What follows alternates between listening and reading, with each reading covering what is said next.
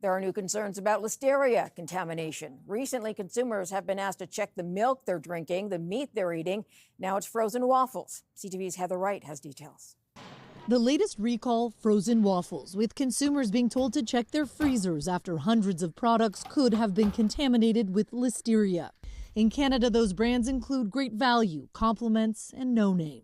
It's a liquid batter being piped through, who knows how many meters and meters of piping. It is very difficult to clean that kind of system down to the last microbe. There have so far been no illnesses reported with this recall.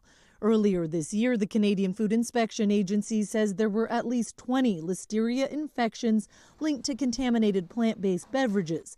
15 people were hospitalized and 3 died.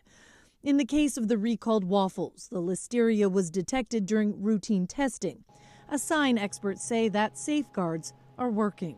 This is where we kind of lean on our government to enforce regulations about food safety.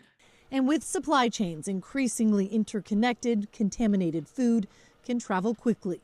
In the United States, a listeria outbreak linked to deli meat has led to at least 59 hospitalizations and 10 deaths in 19 different states. People most at risk to listeria infections are young and old people and those who are pregnant.